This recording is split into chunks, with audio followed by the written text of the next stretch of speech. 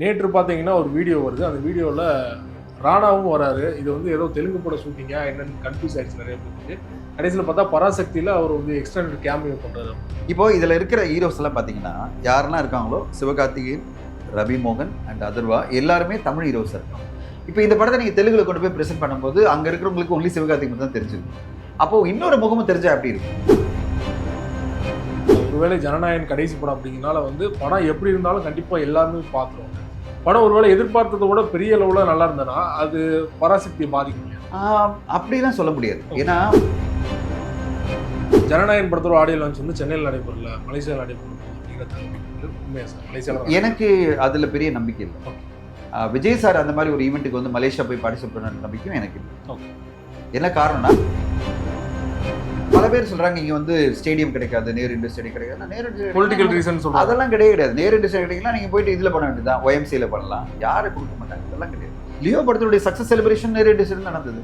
எங்க கொடுக்காம போனாங்க? அப்போ இருந்த விஜய் வேற இப்ப அரசியல் தீவிரமா களமாடிட்டு இருக்காரு. லியோ ஆடியோ எல்லாருக்குமே தெரியும். ஏதாவது அரசியல் பேசுவார் இல்லையா? கண்டிப்பா. குறிப்பா தக்லைஃப் படத்துக்கு வந்து மிகப்பெரிய அளவுல ப்ரொமோஷன் பண்ணியிருந்தாங்க. ஸோ அது எதிர்பார்த்த அளவுக்கு போகாதனால வந்து இந்த படத்துக்குமே வந்து ரொம்ப ப்ரொமோஷன் பண்ண வேணாம் அப்படிங்கிற ஒரு முடிவு எடுத்தாங்க. இல்லைன்னா அப்படி இல்லை. அதாவது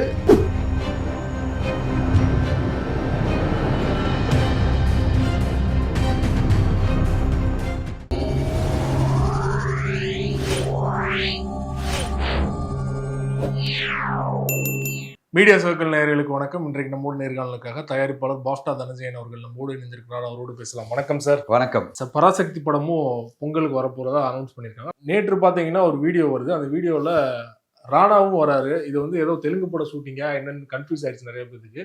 கடைசியில் பார்த்தா பராசக்தியில் அவர் வந்து எக்ஸ்டெண்டட் கேமியோ பண்றாரு அப்படிங்கிற தகவல் வந்துட்டு இருக்கு. எந்த அளவு சார்? இல்ல, இந்த படத்துல இன்னும் சில பேர் கேமியோ இருக்குன்னு தான் நான் கேள்விப்பட்டேன். இன்னும் சில பேருடைய கேமியோ அப்பியரன்ஸ் இருக்கு. ஏன்னா இந்த படைப்பை வந்து ஒரு பேன் இண்டியா படைப்பை தான் அவங்க கொண்டு போறாங்க. இப்போ இதுல இருக்கிற ஹீரோஸ் எல்லாம் பாத்தீங்கன்னா யாரெல்லாம் இருக்காங்களோ சிவகார்த்திகேயன், ரவி மோகன் அண்ட் அதர்வா எல்லாருமே தமிழ் ஹீரோஸ் இருக்காங்க. இப்போ இந்த படத்தை நீங்க தெலுங்குல கொண்டு போய் ப்ரெசென்ட் பண்ணும்போது அங்க இருக்கிறவங்களுக்கு ஒன்லி சிவகார்த்திகேயன் தான் தெரிஞ்சிருக்கும். அப்போ இன்னொரு முகமும் தெரிஞ்சா எப்படி இருக்கும்? இப்போ கன்னடத்துல ஒரு ஹீரோ தெரிஞ்ச மாதிரி ஒரு முகம் இருந்தா எப்படி இருக்கும்? மலையாளத்துல ஒரு தெரிஞ்ச முகம் தான் எப்படி இருக்கும்? இதுதான் நம்ம வந்து இப்போ ஜெயிலர் 2லயும் சரி, ஜெயிலையும் சரி, நம்ம பார்க்குற இப்போ கூலி படத்துலையும் சரி, எதுக்காக செலக்ட் பண்ணி ஒரு லாங்குவேஜ் ஒன்று பண்றாங்க? அந்த ஊருக்கு இருக்கிற ஆடியன்ஸ்க்கும் ஒரு இன்ஸ்டன்டா கனெக்ட் ஆனதானே பண்றாங்க.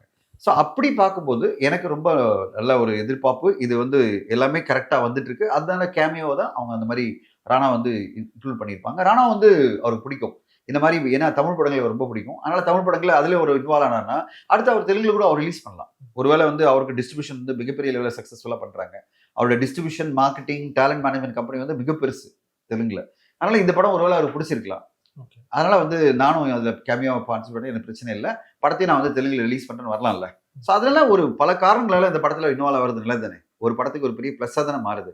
ஸோ இந்த படம் நான் ஸ்டாப்பாக போய் பொங்கலுக்கு வருதுன்றது கேரண்டி. நம்ம பல இன்டர்வியூல முன்னாடியே சொல்லிட்டோம். இதை தவிர்க்கவே முடியாது. நான் தவிர்க்கணும்னு முதல்ல சொன்னேன். இப்போ இனிமேல் தவிர்க்க முடியாத ஒரு காம்படிஷன் தான் இருக்கும். ஆனால் என்ன நடக்கும் அப்படின்னா ஒரு சில நாட்கள் கேப்ல இந்த படங்கள் வரலாம். ஜனநாயகன் 9ஆம் தேதியே போட்டாங்க, 12ஆம் தேதி 13ஆம் தேதி சொல்றாங்க. அதாவது பொங்கல் 14 தான். நாமளா பொங்கல் லீவ்ன்றது வந்து 13, 14 தான். 13ஆம் தேதி போகி பண்டிகை, 14ஆம் தேதி தான் இது. எல்லாருமே லீவ் எடுத்து போறதே பாத்தீங்கன்னா 14 தான். 14 தான் நம்ம வந்து லீவ்ல இருப்போம். 13ஆம் தேதி கூட நம்மளுக்கு லீவ் கிடைக்காது. பிரைவேட் கம்பெனி எல்லாம் வந்து 13ஆம் தேதி லீவ் கொடுக்க மாட்டாங்க. போகிகள் என்ன லீவு அப்படின்னுவாங்க. 14ஆம் தேதி லீவ் கொடுத்துருவாங்க. ஒருவேளை இந்த படம் 14ஆம் தேதி வந்ததுன்னா 9, 10, 11, 12, 13 அந்த 5 நாட்கள் அந்த படம் வந்து மிகப்பெரிய பாக்ஸ் ஆஃபீஸ் வசூல கூச்சிட்டு இருக்கும்போது ஜனநாயகன் இந்த படம் வந்து 14ஆம் தேதியிலிருந்து ஒரு பெரிய டேக் ஆஃப் ஆகலாம். பெரிய சிக்கல் என்ன வரும்னா இந்த தியேட்டர் அலோகேஷன்ல தான் பெரிய பிரச்சனை வந்து நிற்கும். ஏன்னா அவங்க தியேட்டர் வந்து யாரெல்லாம் ஜனநாயகன் போடுறாங்களோ அவங்க 2 வாரம் எங்களுக்கு லாக் பண்ணுங்கன்னு சொல்லுவாங்க. மெயின் ஸ்கிரீன்ல கிடைக்குமா அப்படின்னா இதெல்லாம் பெரிய பிரச்சனை வரும். அவங்க என்ன சொல்லுவாங்க, இல்ல நீங்க 5 நாள் 6 நாள் போட்டுட்டு நீங்க அந்த படத்தை போடக்கூடாது, அந்த படத்தை வந்து சின்ன ஸ்கிரீன்ல போட்டுங்க அப்படிலாம் ஏதாவது சொன்னாதான் இது பாசிபிள். இல்ல எங்க படத்தை வந்து 2 வாரம் எல்லாத்துலயும் திரையரங்கிலும் போடணும் அப்படிலாம் கண்டிஷன் போட்டாங்கன்னா பிரச்சனை வந்து மாட்டிக்கும். அதாவது 5 நாட்கள் கழிச்சு இந்த படத்தை வெளியிடும் போது ஒரு சின்ன சிக்கல் வந்து நிற்கும். அதனால இதெல்லாம் அந்த நேரத்துல சொல்லுவாங்க. ஆனா பொங்கலுக்கு 2 படம் வரது மட்டும் உறுதி. ஒரு 4 நாள் கேப்ல வருதா, 5 நாட்கள் கேப் வருதான்றது அவங்களுக்குள்ள அண்டர்ஸ்டாண்டிங்கோட போனா அந்த பிரச்சனை இல்லை. இப்போ 2 டிஸ்ட்ரிபியூஷன் நிறுவனமும் அண்டர்ஸ்டாண்டிங்ல இப்போ ஜனநாயகன் வெளியீட்டு நிறுவனம் வந்து இந்த நிறுவனத்துக்கிட்ட சொல்லிட்டாங்க வச்சுங்களேன், சார் நான் 6 நாட்கள் நான் எக்ஸ்க்ளூசிவா போய்க்கிறேன் எல்லா திரையரங்கும். உங்க படம் வரும்போது நான் வந்து ஒரு சின்ன ஸ்கிரீன்லாம் ரிலீஸ் பண்ணிடுறோம். அதாவது எங்க ஸ்கிரீன்ல மிக்ஸ்டா போய்க்கலாம். பெரிய ஸ்கிரீனும் 2 ஷோ எடுத்துக்கலாம், நீங்க சின்ன ஸ்கிரீன்ல எடுத்துக்கலாம். அப்படி வந்து 2 பேரும் போய்க்கலாம் அப்படின்னு ஒரு அண்டர்ஸ்டாண்டிங்ல வந்துட்டாங்கன்னா எந்த கிளாஷுமே இருக்காது. இல்லைன்னா அங்கேயும் ஒரு பிரச்சனை வந்து நிற்கும். அதனால அந்த நேரத்துல அதை பத்தி பேசுவோம். பட் இப்போதைக்கு எனக்கு வந்து இது ரெண்டுமே பொங்கலை நோக்கி வந்துட்டு இருக்கிறது கேரண்டி. குறிப்பா அதையும் தாண்டி 3 நாள் கேப் இருந்தாலுமே ஒருவேளை ஜனநாயகன் கடைசி படம் அப்படிங்கறனால வந்து படம் எப்படி இருந்தாலும் கண்டிப்பா எல்லாருமே பாத்துருவாங்க. படம் ஒருவேளை எதிர்பார்த்ததை விட பெரிய அளவுல நல்லா இருந்ததுன்னா அது பராசக்தியை பாதிக்கும் இல்லையா? அப்படிலாம் சொல்ல முடியாது. ஏன்னா பராசக்தியும் வந்து ஒரு நல்ல இன்ட்ரெஸ்டிங்கான தீம், எல்லாருமே எதிர்பார்க்கிற ஒரு தீம், அதுவும் பொலிட்டிக்கலா சென்சிட்டிவான ஒரு தீம்ல வருது. அதனால அந்த படத்துக்கான எதிர்பார்ப்பு ஒன்று இருக்கும், இந்த படத்துக்கான எதிர்பார்ப்பு இருக்கும். ரெண்டாவது, நான் இப்ப சமீபத்தில் தான் ஒரு அனலிசிஸ் பண்ணியிருந்தேன். அதில் எப்படி பாத்தீங்கன்னா முதல் 5 நாட்களோ இல்ல முதல் 6 நாட்களோ தான் வந்து ஒரு படத்தினுடைய மிகப்பெரிய கான்ட்ரிபியூஷனே வருது.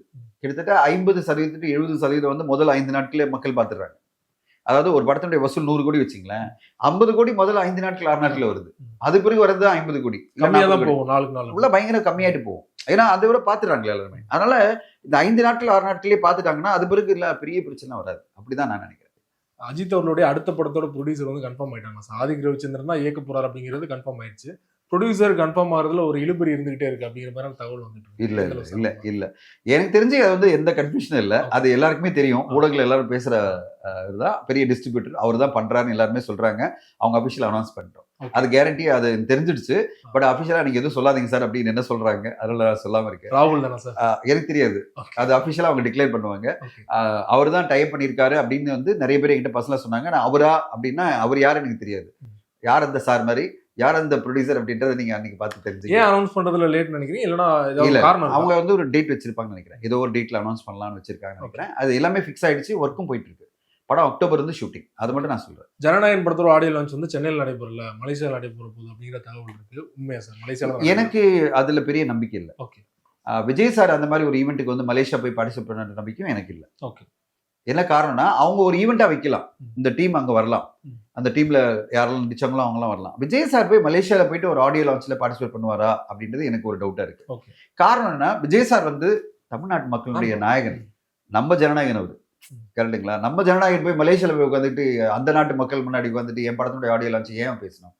ஸோ எனக்கு வந்து அதுல வந்து நம்பிக்கையே இல்லை. முன்னாடி கூட அந்த மாதிரி தான் நிறைய ஒரு எதிர்பார்ப்பு இருந்தது. கடந்த படத்தை வந்து இங்கே பண்ண போறாங்க, துபாய் பண்ண போறாங்க, அது பண்ண போறாங்க. அப்போ கூட நான் இன்டர்வியூல சொன்னேன் அதெல்லாம் வாய்ப்பே கிடையாது. ஏன்னா விஜய் சார் வந்து ரொம்ப தெளிவா இருப்பார். இது என் மக்களுக்கான படம். என் மக்கள்லாம் யாரு? அவரை பொறுத்து தமிழ்நாடு மக்கள் தான். ஸோ தமிழ்நாட்டு மக்களுக்கான படத்தை கொண்டு போயிட்டு நான் வேற வெளியூர்ல போயிட்டு நான் வந்து ப்ரொமோட் பண்ணி இந்த படத்தை எல்லாம் பாருங்க, மலேசியாவில் இருக்கவங்களாம் பாருங்கன்றதுக்கு அவர் போய் ப்ரொமோட் பண்ண போறாரா? நான் அதெல்லாம் பண்ண மாட்டார். அவர் பண்ணாருன்னா இங்கதான் பண்ணுவார்.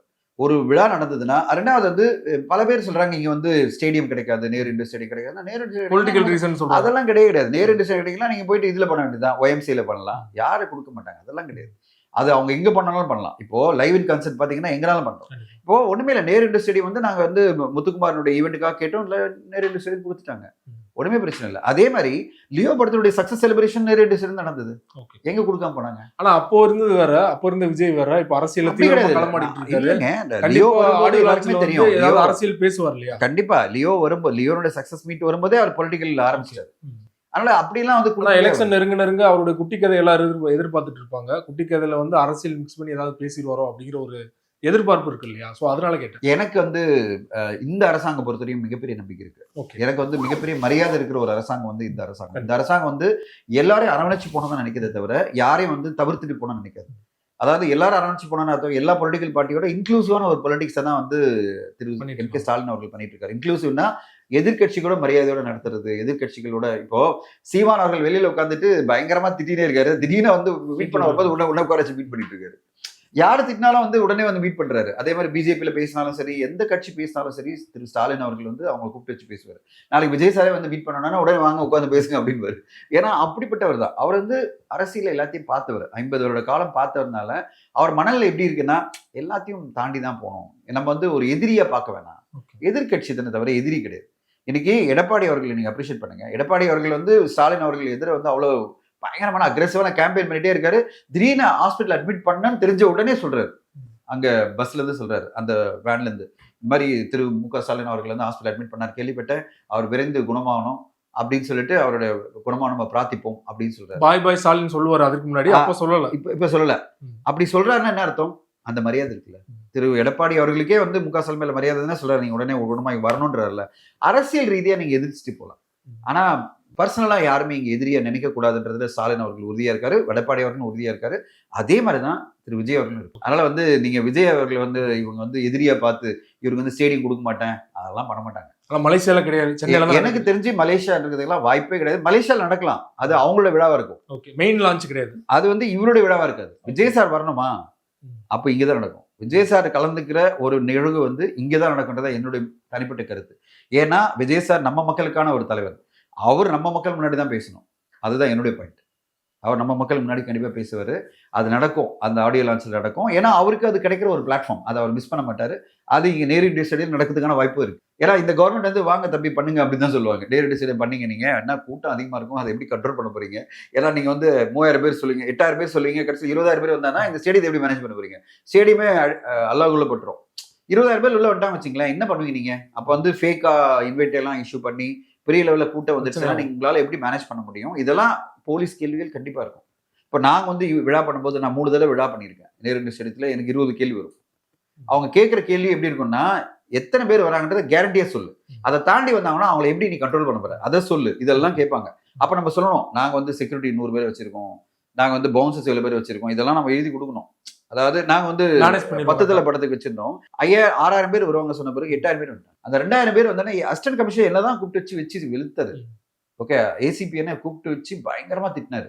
நீங்க 6000 பேர் தான் எழுதி கொடுத்தீங்க, 8000 பேர் எப்படி வந்தாங்க அப்படின்னு பயங்கரமா பிரச்சனை பண்ணாரு.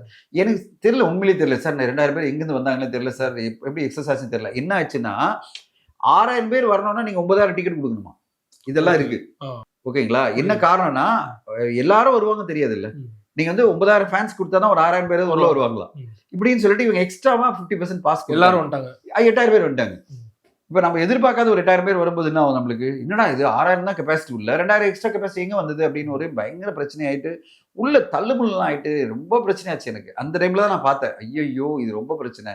அப்பதான் சொல்லிட்டேன், இனிமே நெக்ஸ்ட் நிகழ்வுலாம் 6000 தான் கொடுக்கணும், இந்த எக்ஸ்ட்ரா கொடுக்குற பாஸ் கொடுக்குற வேலையே வேணாம்னு சொல்லிட்டு நாங்கள் அடுத்தது நாங்கள் பண்ணும்போது ஒரு நிகழ்வில் நான் ஸ்ட்ரிக்டாக சொன்னேன், 6000 மேலே கொடுக்காதீங்க. நம்ம கம்புவா பண்ணும்போது நான் சொன்னேன், இல்லை சார் 6000 பாஸ் மட்டும் கொடுங்க, 9000 பாஸ் கொடுத்தா தான் 6000 பேர் உள்ள வருவாங்க. இந்த லாஜிக் நான் ஒரு தடவை பார்த்து அடி வாங்கிட்டேன், நான் பண்ண மாட்டேன்னு சொன்னேன். இப்போ விஜய் சார் இதில் என்ன நடக்கும், பயங்கரமா நடக்கும் பிரச்சனை. எல்லாரும் வரணும், 20000 பேர் வந்து நிற்பாங்க, 30000 பேர் வந்து நிற்பாங்கன்னா எங்க வந்து இந்த விழா வந்து அங்க பண்ண முடியும்? அது பதில் பெட்டர் வந்து ஒய்எம்சி ஸ்டேடியம். 50000 பேர் நிற்கலாம் ஒய்எம்சியில், 50000 பேர் நின்று பார்க்கலாம், உட்கார முடியாது, நின்று பார்க்கலாம். கரெக்டுங்களா? நிறைய ரெண்டு ஸ்டேடியத்தில் உட்காந்து பார்க்கலாம், இங்கே வந்து நின்று பார்க்கணும். ஸோ அப்படிப்பட்ட ஒரு விழா பண்ணுங்களேன், எல்லாம் லைவ் இன் கான்செப்ட் அப்படி தான் நடக்குது, 30000 பேர் 40000 பேர் பண்ற மாதிரி அப்படி பண்ணுங்களேன்னு சொல்லுவாங்க. ஓகே, ஸோ அப்படி பண்ணலாம். இல்லைன்னா வந்து இப்போ வந்து அனிருத் அவர்கள் வந்து இப்போ லைவ் இன் கான்செப்ட் பண்ண 30000 பேர் வச்சு பண்ணியிருந்தார்ல முட்டுக்காடு பக்கத்துல, அங்க பண்ணலாம் ஆடியோ லான்ச்சை, ஏன் பண்ணக்கூடாது? இப்போ இந்த மாதிரி லைவ் இன் கான்செப்ட் 30000 பேர் வருவாங்கன்னா அதே மாதிரி லைவ் இன் கான்செப்ட் அங்கே பண்ணிட வேண்டியதானே, ஒரு ஆடியோ லான்ச் அங்கே பண்ணலாம்ல. அதனால இதெல்லாம் வந்து மலேசியான்றதெல்லாம் எனக்கு நம்பி. கூலி படத்தோட 3 சிங்கிளுமே வந்துருச்சு.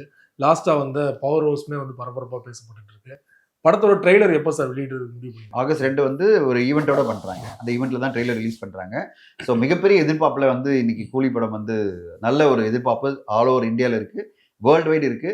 நீங்க நம்ப மாட்டீங்க, என்னோட டாட்டர்ஸ் இன்னைக்கு தான் சொல்லியிருந்தாங்க, 2 பேருமே வந்து டிக்கெட் புக் பண்ணிட்டப்பா. நான் சொல்லிட்டே இருந்தேன், ஃபர்ஸ்ட் ஷோ பாத்துருங்கப்பா, நானும் பாத்துறேன் அப்படின்னு சொல்லியிருந்தேன்.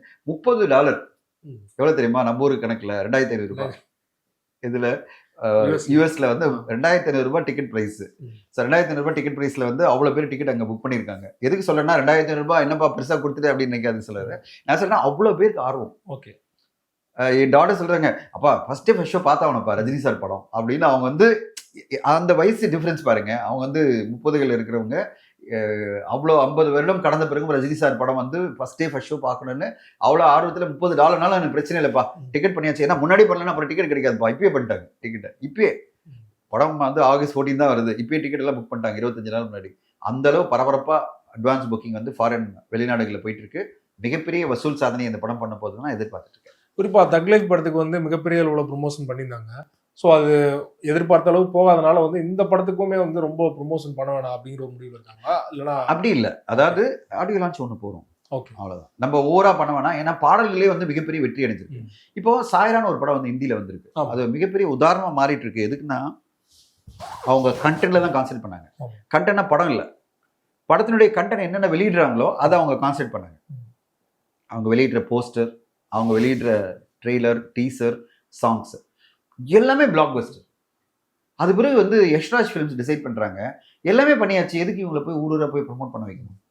ஏன்னா எல்லாமே சார்ட் பஸ்டரா இருக்கு, எல்லாமே பயங்கர டிமாண்ட்ல இருக்கு, பயங்கரமான ஒரு எதிர்பார்ப்பு உருவாக்கிட்ட பிறகு நம்ம எதுக்கு போய் இவங்களை போய் உட்கார வச்சு இவங்களுக்கு வந்து ஒரு க்ரௌடை உருவாக்கணும்னா இதுக்கு செலவு பண்ணோம் லட்சக்கணக்கில். ஏன்னா 2 பேருமே புதுமுகங்கள், ஹீரோ ஹீரோயின் 2 பேருமே புதுமுகங்கள். இப்போ 2 பேரும் புதுமுகங்கள்ல இருந்து கூட்டு வர என்ன பண்ணோம்? நீங்க தான் கோடிக்கணக்கில் செலவு பண்ணணும். வேணாம் படத்தை ரிலீஸ் பண்ணோம்னா இன்னைக்கு வந்து அந்த படம் வந்து 300 கோடி பண்ண போகுது. நார்த் இந்தியாவில் பாக்ஸ் ஆஃபீஸில் 300 கோடி பண்ண போகுது. அப்போ ஒரு படத்தினுடைய கண்டென்ட் நீங்க சரியான முறையில் கொடுத்துட்டீங்கன்னா, அது டீசர் ட்ரெய்லர் நீங்க கொடுக்குற அந்த லுக் எல்லாமே சரியான முறையில் கொடுத்துட்டீங்கன்னா அதுவே ஓப்பனிங் வசூலை கொண்டு வந்துடும். அந்த மாதிரி தான் கூலி இருக்கு. பிளாக் பஸ்டர் வசூல் எதிர்பார்க்கும். படம் இப்பயே டேபிள் ப்ராஃபிட் வந்துச்சு. அதெல்லாம் நம்மளுக்கு சன் பிக்சர் சொல்லலை, அதனால சொல்லும்போது நான் சொல்றேன். பட் என்னை பொறுத்தவரை வந்து மிகப்பெரிய வெற்றி படமா மாறுன்றது மட்டும் உறுதியா இருக்கு இப்போ இருக்கிற எல்லா விஷயங்களும். ரொம்ப நன்றி சார். சினிமா தொடர்பான பல்வேறு அப்டேட்டுகள் கொடுத்தீங்க, தொடர்ந்து கொடுக்கணும். மிக்க நன்றி. தேங்க்யூ.